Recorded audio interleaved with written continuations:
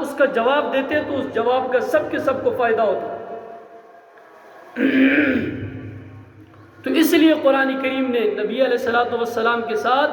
صحابہ کرام کے محبت کا وہ نقشہ بھی کھینچا۔ پھر نبی علیہ الصلوۃ والسلام سے محبت کرنا اس کا ایمان کتنا تقاضا کرتا ہے۔ حضرت حنظلہ رضی اللہ تعالی عنہ شادی کی پہلی رات ہے، وہیں پر جہاد کی آواز آتی ہے، اور یہ پہلی مرتبہ اپنی بیوی کے ساتھ ملاقات کر کے، اور اس کے بعد جب یہ آواز آئی، آواز کے بعد اپنی بیوی کو روشنی میں دیکھا بھی نہیں ہے۔ وہ وقت ہمارے ان وقتوں کی طرف بجلی اور 3 قسم کے لیٹوں لگانے کا وقت نہیں تھا، بلکہ ایک دیا جلاتے اور پھر عشاء کے فوراً بعد اس کو بند کر کے اپنے باقی معاملات میں مصروف ہو جاتے، اور کیونکہ تہجد کا اہتمام کرنے والے لوگ تھے، تو جب یہ معاملات تھے تو حضرت حنظلہ رضی اللہ تعالی عنہ سے بیوی نے یہ مطالبہ کیا، وہاں جہاد کی آواز تو آئی اور آپ جا رہے، کم از کم مجھے روشنی میں تو دیکھ لو، کل میدان محشر میں یہ تو کہہ سکوں کہ یہ حضرت حنظلہ میرے خاوند تھے، اور آپ یہ تو کہہ سکے کہ یہ میری بیوی تھی۔ لیکن حضرت حنظلہ نے مڑ کے نہیں دیکھا کہ اب حکم اس کا آیا ہے جس حکم سے میں مڑ کے دیکھوں گا تو یہ میرا ایمان گوارا نہیں کرتا، اور جاتے جاتے وہاں اس جنگ میں لڑ کر شہید ہوئے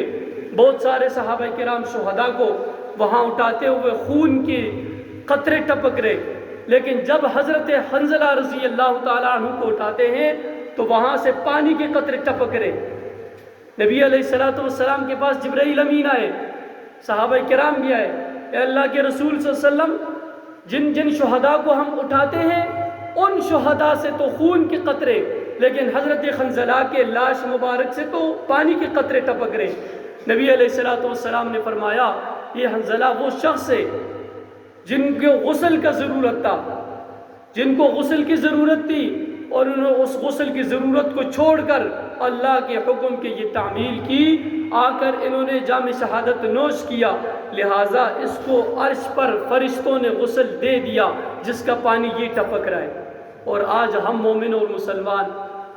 جتنے بھی ہم جتنے بڑے سے بڑے سیٹ پر فائز ہوتے، لفظ جہاد کا نام لوگے تو سوائے دہشت گردی، سوائے فساد، سوائے جھگڑا، سوائے خون ریزی، اس کے علاوہ ہمارے پاس اور کچھ بھی باقی نہیں رہتا، اس لیے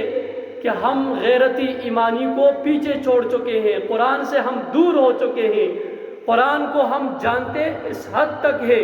کہ ہم قرآن کے کنارے اور کونے کونے تک پہنچنے کے لیے اتنے ہم جانتے ہیں قرآن کو